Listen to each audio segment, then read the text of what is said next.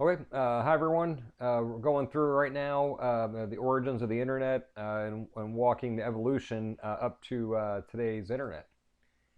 And as humans, we've always had a need or needed ways to transmit information across very long distances. And to this end, the telegraph was a major breakthrough.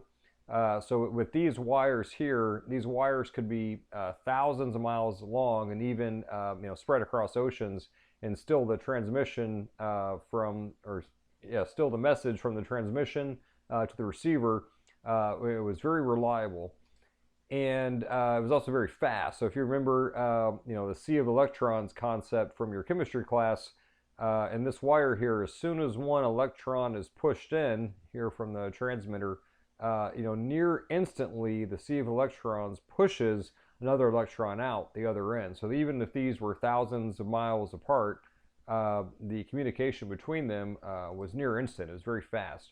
And this was the same concept for the telephone too. The technology could transfer your sound waves into patterns of moving electrons, and then the process was just reversed on the receiving end to produce to you those sound waves. And as computing technology came about, there were we had large communication needs, and these two problems here, and these problems propelled. There was an enormous effort, especially in the United States, of government spending to be able to connect computers together and use them to address these two problems. And the internet was conceived. It was 1969. We had two computers that exchanged information. They were using just the standard phone lines when they did so. It took a couple of years of research and development in order to build. It was called the IMP. It's called the IMP, or it's an IMP router. In order to build these machines here, which we're about to talk about, well, that made this possible. And then in very short order, there were over a dozen of these interconnected machines across the country that could all send data to each other. So, and here's a picture of what the first IMP looked like. It was just a specially purposed computer. And what exactly did they do? Well, here's these four functions that they did, and we're going to talk through each function right now. So the first one, they would have to get information from their host computer. So the computer would give it some kind of command, send this data, and this is pretty straightforward. It would take the data, the zeros and ones, from the computer. And then second, we got a couple pieces to this, so we're going to use some visuals. The objectives of the IMP sending data, there were a couple of objectives. And one of them is we want to avoid causing ourselves problems. So if these two guys here are trying to talk to each other and sending data at the same time, you're just going to have nothing but problems. And if you have 10,000 zeros and ones, this is going to break. This guy needs to go down this path or something along those lines. So you pretty quickly hit some obstacles trying to send data. And then related, the IMPs had multiple pathways that they could send data to. So it could be possible, for this guy to route another direction, and it'd also make it a lot more efficient. So to address both of these concerns and to meet these objectives, there was the idea of packets, where the router would take this data and split it up into pieces, and then or packets, and then each packet would get additional like header information attached to it. And in this case, we would now have 9 packets. And then now it takes us to our third function, the function number 3 that the imps do is each imp is helping all the other imps in the network get their data to where it needs to go. So every imp can receive incoming packets and then helps route them. So in this case, the Utah imp has instructions to send this data that comes into it to send it to New York. So Utah, this imp here is he's got 2 different options on how he could do that, and he's listening to the network. He understands the traffic, and he's going to choose the route for this packet that he just got. He's going to choose the best route to get this packet to its final destination. So in this fashion, using the small packets and listening to the network, all these IMPs working together, they can avoid collisions, and they can also maximize the efficiency of all the traffic going back and forth between them. And this brings us to our last function. The IMP needs to be able to receive data and then provide it to its host computer. But the default assumption is that as data is traveling across the telephone lines, the data is going to get messed up. Lots of things can happen, and these are not these issues here are not common, but these issues do happen.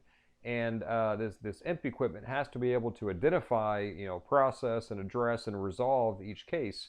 And a lot of times it involves just requesting back to the sender of the packet, again, using more packets, that the sender send another message back, basically send a replacement back of this packet, and so on. So, and once the IMP knows that it has all the packets it needs to have, they've all been received, they're all accurate, that's when it compiles all the data and then provides it to the computer. And then, back to the need for increased communication with the computer network, it was very quickly that that these two problems were being addressed. And this was also tied to national security. So some of the IMP sites here were also Air Force bases. And then all this networking, the networked computing power, the U.S. government applied this substantially for the Cold War against the idea that Soviet aircraft could sneak into the United States airspace. And it was also just a very fast pace of development. So in 1969, we had the first exchange of data between two computers. And very soon afterward, there were dozens of networked computers all over the world, different countries using radio waves, using satellites. There were standardized formats for their communication. In this case, the TCP/IP, we actually still use this format. And in 1975, it was essentially the first website you can go to and pull down data. This was they call it a data center computer. I find this pretty funny. About 15 years after the first connection, we had over 2,000 computers around the world, all networked. But if you were trying to find your friend's computer, so everyone named their own computers on the network. So if you were trying to find your computer or your friend's computer, and his name was John, you'd probably come across like 200 Johns. It's just impossible to find your friends. Everyone's self-named their machines. So that's sort of the idea of a unique and exact address for each machine on the network came to be. It's the IP address to avoid that problem.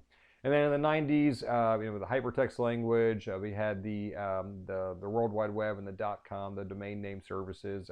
All these very, to make the presentation of the internet simple and user friendly, because it's still, zeros and ones going back and forth or sitting on web pages. Now those zeros and ones became, human recognizable and human friendly.